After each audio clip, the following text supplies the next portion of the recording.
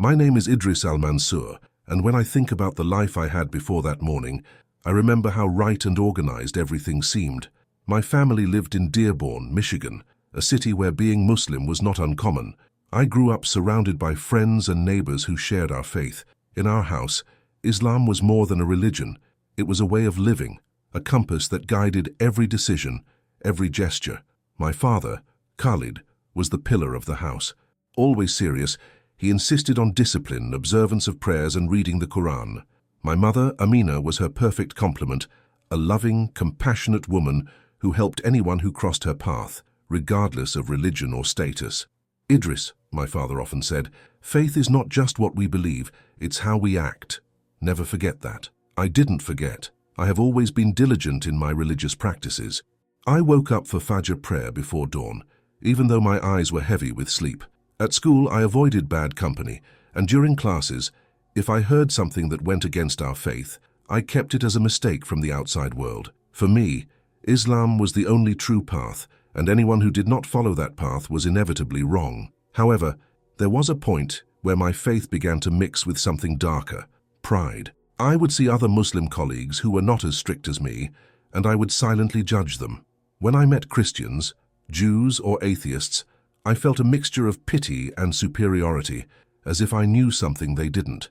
I remember a conversation with my friend Hassan during school break. He had forgotten to say one of his 5 daily prayers and was visibly embarrassed. "Do you think God forgives us when we are careless like this?" I asked, without intending to hurt him, but with a tone that made my displeasure clear. Hassan looked at me, uncertain. "I think so. God is merciful, right?" I shook my head, thinking he was simplifying something so serious.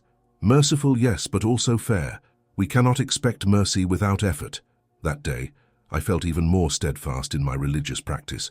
For me, Hassan represented a mistake I would never make, and I was sure that God would see my dedication and reward me for it. When I think about it now, I see how trapped I was in a limited view of faith. I believe God guides us in mysterious ways. But back then, I thought I knew everything. The house I grew up in, the rules I followed, it all gave me a sense of control, for sure. But what I didn't know was that this control was an illusion, and that my worldview was about to be completely shattered. It was a morning like any other. The sun hadn't yet risen, and my cell phone alarm sounded at 5:15 a.m., as it did every day. I got up with difficulty, my eyes still heavy with sleep, but the habit was stronger. I walked to the bathroom to perform the ritual ablution, washing my hands, face and feet, while muttering the words of purification. But that morning, something felt different. I was slower, more distracted. "Idris, are you okay?" my mother asked from the kitchen as she put the coffee on the stove. His voice had a concern that I only noticed later. "Yes, Mom, just a little tired," I replied, trying to sound more cheerful. I didn't want to worry her. When I went back to my room to get dressed for school, I felt slightly dizzy. It was as if the ground had shook for a moment. I held onto the wall to steady myself and took a deep breath. Maybe it's just hunger, I thought. Occasional fasting was common in our house, and I sometimes skipped breakfast to feel more disciplined. I continued getting ready, but the feeling didn't go away. On the contrary, it started to get worse. A weakness came over me, and my heart seemed to beat slower. I could hear the muffled sound of the television in the living room and my mother's murmur in the kitchen, but everything began to seem distant. When I went to the living room to get my backpack, I felt another wave of dizziness, this time stronger. My knees weakened, and everything around me began to darken. Before I could say anything, I collapsed to the floor. "Idris!" My mother's voice echoed like a distant sound, almost as if it were coming from somewhere else. I saw her run towards me, but my vision went blurry, and everything around me disappeared. There was a moment of total darkness. There was no sound, no light, no sensation of body, just an absolute void. I thought, am I dead? Is this death? It was a scary thought, but at the same time, there was something peaceful about that emptiness. It was as if all the noise in the world had disappeared, leaving only silence. Suddenly, a light began to appear. At first, I was small and distant, but it quickly grew until it filled my entire field of vision. It was a bright light, but it didn't hurt my eyes.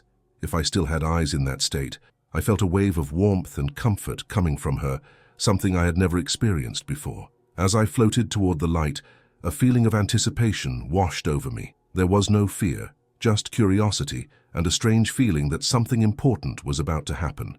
At that moment, I didn't know I was about to meet someone who would change my life forever. As I stepped through the void into the light, something began to change within me. It wasn't just the absence of my physical body that surprised me, but the intense feeling of peace that filled every part of my consciousness. I no longer had questions, fears, or doubts. It was just there, as if it had always belonged there. The light continued to grow, and then a figure began to emerge from its center. At first, it was difficult to make out its shape, but as it approached, I noticed a humanoid countenance. When I finally saw his face, I was paralyzed with awe. It was Jesus Christ. I didn't need to ask who he was, I knew. It was as if his identity was etched into the very fabric of that place. He didn't say a word, but his eyes, or what looked like eyes, told me everything I needed to know. There was a depth there that seemed to contain all the love in the universe, but also an inexplicable sadness, as if he was suffering from humanity's choices. My mind, still stuck in the beliefs I had carried all my life, went into conflict. Why Jesus, I thought? Why not Prophet Muhammad, peace be upon him? Why not something more in line with what I've always believed? Jesus seemed to sense my thoughts before I even fully formulated them. He reached out his hand without touching me, and an indescribable heat took over my being. It was a love so pure and unconditional that it left me speechless. Not that I had the mouth to speak in that state. It was as if he was saying, I did not come to replace what you believe, but to show you what lies beyond it. A stream of images began to pass before me, as if I were watching a film projected in the light emanating from it. In one scene, I saw world leaders arguing at huge tables, their faces contorted with rage and greed. Among them, Benjamin Netanyahu stood out, his face becoming a symbol of human choices and their consequences. Other figures also appeared, but they were not as clear. In each scene, I saw destruction, forests burning, seas being polluted, cities at war. These are the results of free will without compassion, seemed to be the message Jesus conveyed. Humanity can still change, but time is running out. I felt invisible tears streaming down what was left of my consciousness. The message was clear and cutting. How had I never realized before that everything was interconnected? Greed, hatred, and indifference were corroding the world, and I, with all my religiosity, had never looked at it carefully. Jesus then projected another vision, this time more personal. I saw myself kneeling in prayer, but instead of a connection with God, there seemed to be an invisible barrier. He showed me moments when my faith was performative, my religious practice mechanical. My heart ached as I realized how I had failed to understand the true meaning of faith. It doesn't matter what name you use to call me, his presence seemed to say. What matters is the love you share and the compassion you live. And then, as if giving me time to process everything, Jesus fell silent. The light around him pulsed softly, as if he was waiting for my reaction. I had no words, just a whirlwind of emotions and a deep desire to understand what it all meant to me. After the moment of silence, the light around Jesus began to change. It seemed to expand, creating a space where images began to emerge. These were not just visions. It was as if I was living each scene, feeling the emotions, hearing the sounds, and experiencing the pains and hopes of humanity. The first vision was of world leaders sitting at long conference tables. The atmosphere was dark, almost suffocating, with voices overlapping in heated discussions. I recognized some faces. Among them, Benjamin Netanyahu stood out, his expression grave and resolute, as if he carried the weight of decisions that would impact not only his people, but the entire world. Other leaders were there too, some appearing to argue on behalf of their countries, others clearly consumed by greed and ambition. The light emanating from Jesus seemed to envelop the scene, and a clear message appeared in my mind. The destiny of humanity is not only in the hands of its leaders, but in the choices of each person. However, those in power have a greater responsibility, as their decisions shape the future of many. The scene changed. Now I saw forests on fire, oceans blackened by oil spills, animals fleeing destroyed habitats. The sound of water currents turning into violent torrents echoed in my ears. The pain and despair of nature was palpable, almost as if I could feel it in my own soul. These are not punishments, the message came again, direct and clear. These are consequences. The earth reflects what humans put into it. Balance can be restored, but it requires sacrifice and love. I wanted to look at Jesus, seek comfort in his presence, but the light guided me to the next scene. Now it was an urban setting, a city that seemed to be collapsing. Groups of people faced each other in the streets, divided by race, religion, and politics. I saw faces distorted by anger, ears deaf to dialogue. Amid the chaos, some people knelt and prayed, but most were lost in disputes. Divisions that the human ego has created, came another message. You are all made of the same essence. But as long as this truth is ignored, peace will be impossible. Then something surprising happened. The light began to fade, and darkness took over. In the midst of this darkness, I heard screams. It was a sound that cut into my soul, not of physical pain, but of deep despair. People wandered around, their faces hidden in shadow, as if they were trapped in a purposeless existence. This is the future without love and without compassion, Jesus explained, his light slowly returning to fill the space. But there is still hope. There is always hope. Finally, the light changed once again, this time showing something different.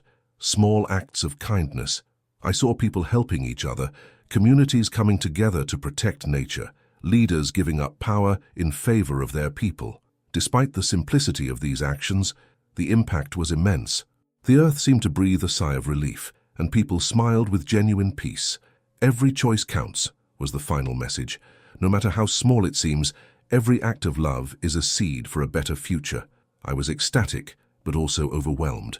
How could I take this message back to the world? The revelations were profound, but I knew it wouldn't be easy to share them. However, something in me told me I needed to try. The light around me seemed to confirm this, enveloping me like a hug, while the figure of Jesus continued to radiate a presence of unconditional love. While the prophetic revelations were still reverberating in my mind, I felt a new type of energy fill the space around me. The light of Jesus remained constant, but now it seemed closer, as if it were directly connected to me. Before I could formulate a question or understand what was happening, I began to see images come into the light. They weren't images of the world or other people this time. They were moments from my own life. At first, I didn't understand. The first scene that appeared seemed mundane. Me, I was about 8 years old, kneeling on a prayer mat next to my father.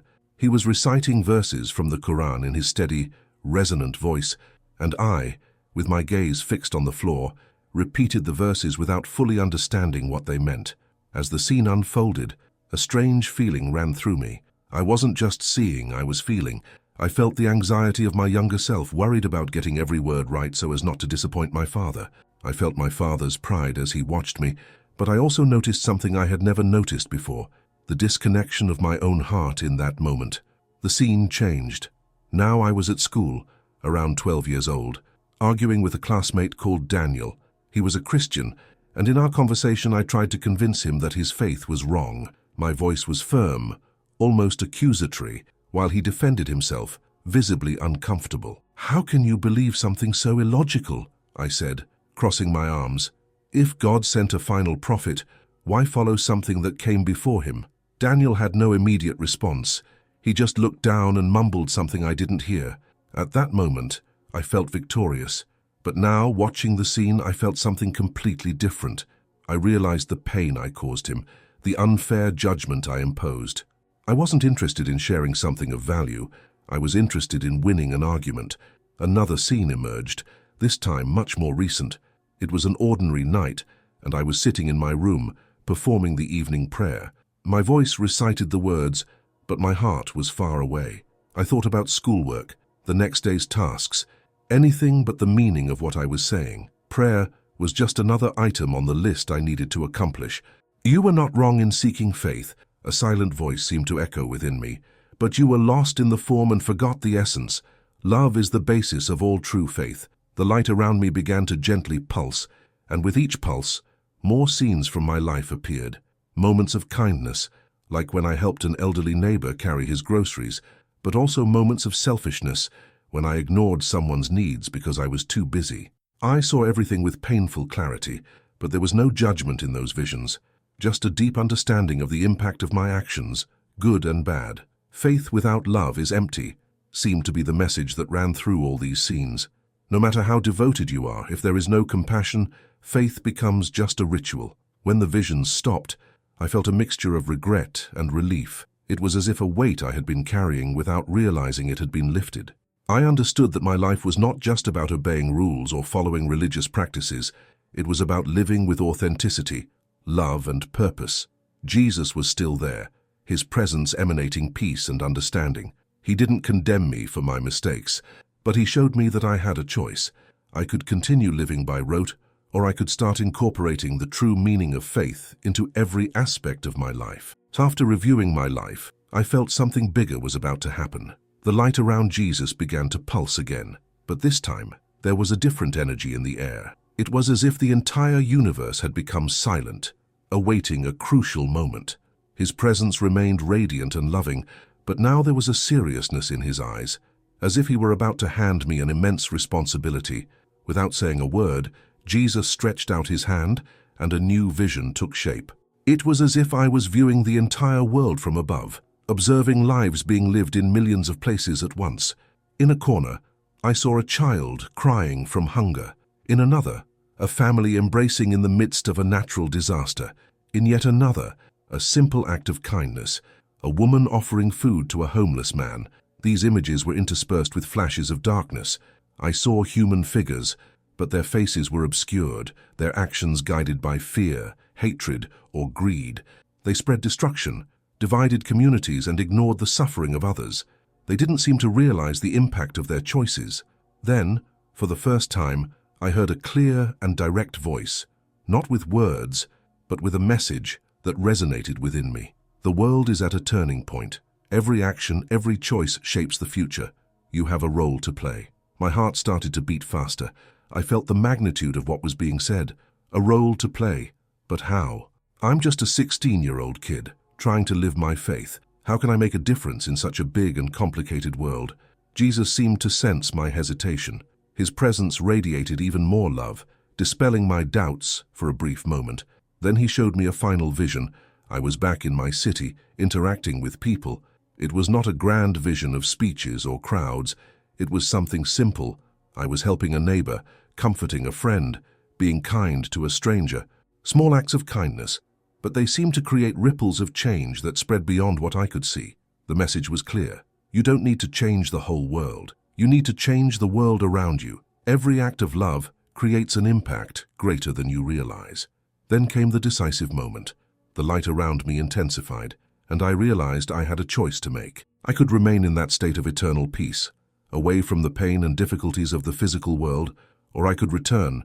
I knew that returning would mean facing rejection, skepticism, and even suffering, but it would also mean an opportunity to share what I had learned, to live by the principles I now understood.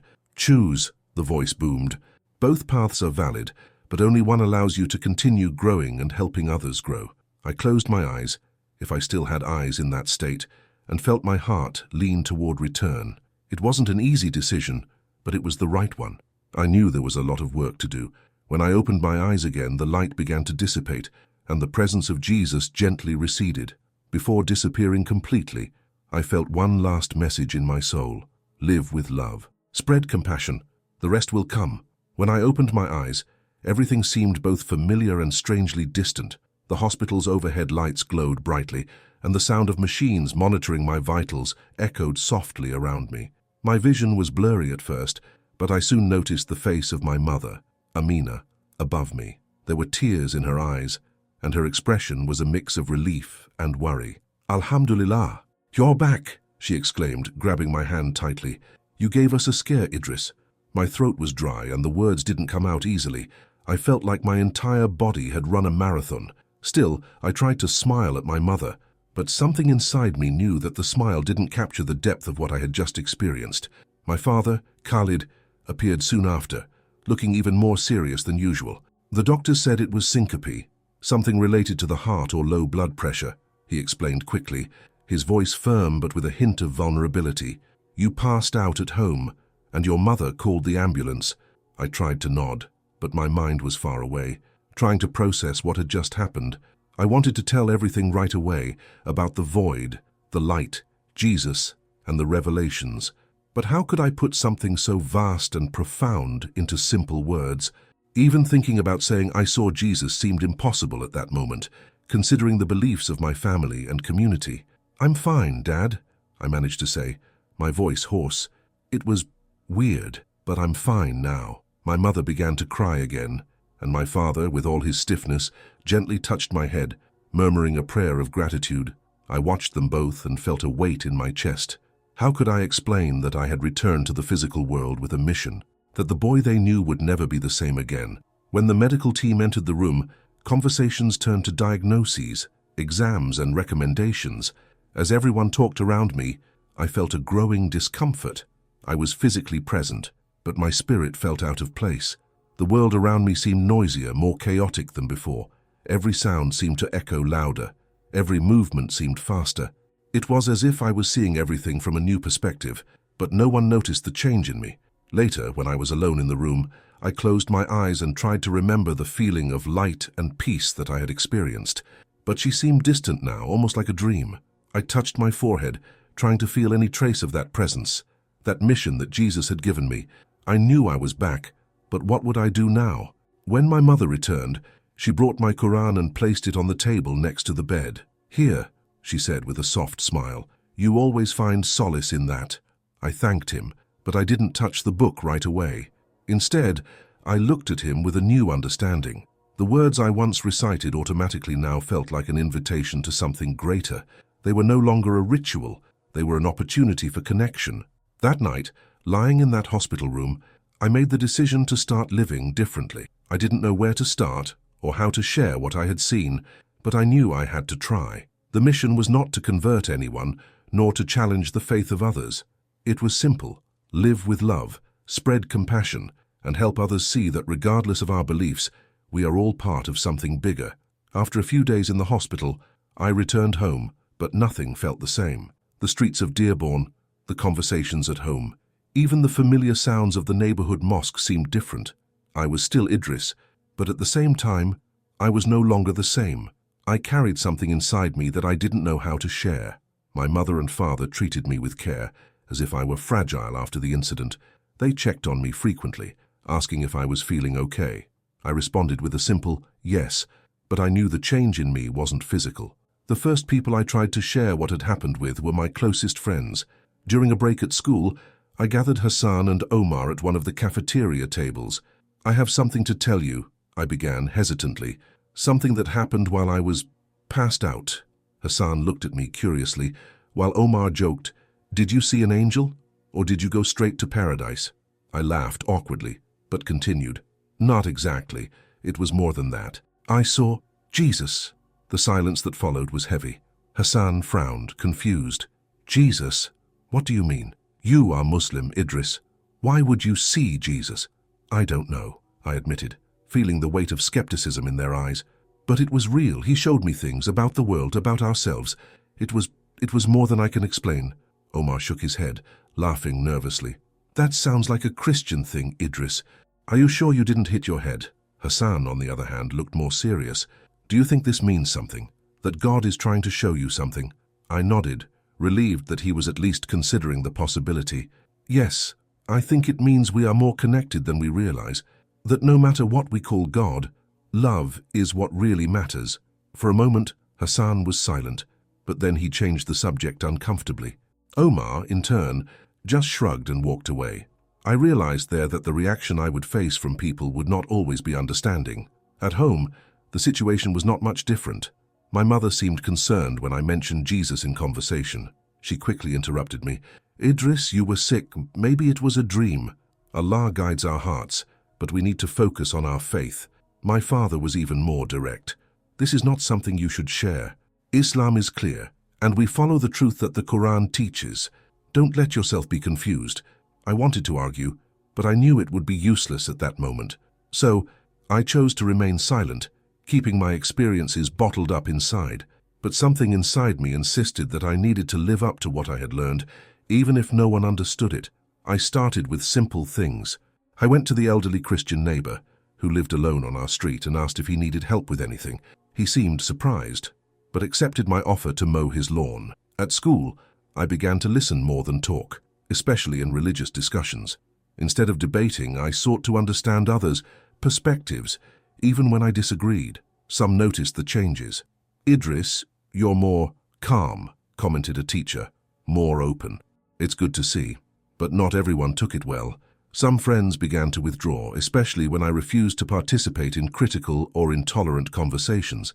It was lonely, but I knew I was on the right path. Over time, small acts of kindness began to bring a sense of purpose. Even though most didn't understand my story, some began to listen, and for me, that was a start. The weeks following my return were a constant test of patience and faith. Although I had begun to live by the principles I learned from my near-death experience, it brought changes that my family quickly noticed. At first, they didn't know how to react. My father, Khalid, was the most resilient. For him, any deviation from traditional practices seemed a threat to our religious identity. "Idris," he began one night as we sat in the living room, "I noticed you've been asking different questions. What kinds of ideas are occupying your mind?" I looked at him, trying to find the right words. "Father, I'm not questioning our faith. I'm trying to understand her in a deeper way. I want to live up to what it means to be truly faithful." He frowned, clearly uncomfortable. "And what does it mean to you? Because lately, you have been moving away from some practices. This is not what Allah teaches us." My mother, Amina, chimed in, her voice soft but concerned. "Khalid, maybe we should listen to Idris. He went through something unusual. Allah has his ways of guiding each one of us." I sighed and decided to take a chance. "Mom, Dad, I saw something while I was unconscious. It was more than a dream. It was true. I saw Jesus Christ. He didn't condemn our faith, but he showed me that, at the end of the day, what matters is love and compassion." The silence that followed was heavy. My father seemed torn between worry and disbelief. My mother held my hand, her eyes filled with tears. "Do you believe this came from Allah?" she asked. "Yes," I replied, with conviction. Everything I saw made me realize that what matters is not just fulfilling rituals, but living with an open heart, helping others, no matter who they are. At first, my family didn't know how to handle my words. My father, in particular, struggled to accept my new approach to faith. He began to watch my actions even more closely, perhaps hoping that I would return to being the strict son he knew. But, over time, something changed. One night, while we were at the dinner table, he looked at me with a less stern look. "Idris," he said, his voice calmer than usual, "you made me think. Maybe I focused too much on the rules and forgot what they really mean." My mother smiled at him, and for the first time, I felt like we were on the same page. Our home, previously centered on the repetition of rituals, began to transform into a space for dialogue. We talked about faith in a more open way, discussing how we could apply it to help our community rather than just keeping it within our four walls. My personal transformation also began to inspire change outside of my home. My small community, largely made up of Muslim families, noticed the changes in me. Some people started asking me why I was acting so differently. A young woman named Layla, who I knew from the mosque, came to me one day after the Maghrib prayer. "Idris, I heard you've been helping that Christian neighbor. This is unexpected. Why are you doing this?" I smiled and replied simply, "Because he is my neighbor, he is part of our community. Isn't this what our faith teaches us? Help everyone." She seemed to reflect for a moment and, to my surprise, began to help me with one of the activities I was doing, distributing food to those in need on the weekends. These small steps began to multiply. My family, my community, and even my friends began to see that my transformation was not a rejection of our faith, but a deepening of it. And finally, my home, once just a place of rituals and obligations, became a space where love, compassion, and purpose guided our actions. 2 years have passed since that day that changed my life forever. Although the intensity of the experience still lives in my memory, it has become part of my everyday life, shaping my choices and interactions. I am not a religious leader, nor do I give lectures or write books. My life remains simple, but it is exactly in this simplicity that I found a greater purpose. Dearborn, with its vibrant Muslim community, has always been a place where traditions were passed down with pride. But in recent years, I've started to realize that small actions can have big repercussions. I'm not someone who gives public speeches, but I try to be a living example of what I've learned. On Fridays, after prayers at the mosque, I started organizing small groups for community actions. It wasn't anything formal, just an invitation to those who wanted to help. Some of us visited isolated elderly people, while others collected food for families in need. The impact was silent but significant. A Christian neighbor, the same one I had helped years ago, said to me, "You made me believe that there is still goodness in the world, Idris." My community started to change too. People who previously focused only on their own practices began to look outside, asking how they could be useful to others. It was as if a new energy had been injected into our city, a sense of unity that transcended religious and cultural barriers. My family is now a constant support. My father, who was once strict in his beliefs, became more open. He began to speak at our family gatherings about the importance of looking beyond appearances, of seeking the spirit of faith and not just its form. "Idris," he said to me once, as we stood in the yard watering the plants, "you taught me something I never realized before. No matter how many prayers we say, if our hearts are closed to others, we are missing the point." My mother, as always, was my biggest supporter. She found ways to combine the lessons I brought with the traditional teachings of Islam. When we talked, she would always say, "Allah has guided you in a special way. Now your task is to show others how they too can be guided." My mission is not to convert people to a religion or a specific thought. It's simply helping people see what I saw, that love and compassion are at the center of everything. I discovered that I don't need grand gestures to make an impact. It's the small, daily actions, helping a stranger, listening to someone in trouble, forgiving those who have hurt me, that create waves bigger than we can imagine. I still think about Jesus Christ and the light that radiated from him. His message was simple but powerful. Live with love, spread compassion. The rest will come. These words guide everything I do. I don't know what the future holds, but I know I will continue to live by what I have learned. My story is not about one big miracle, but about the power of small changes and conscious choices. No matter who you are or what you believe, we all have the ability to transform the world around us. Today, when I walk the streets of Dearborn, I see my city through different eyes. I see potential, connections, and possibilities for union, and most of all, I see hope.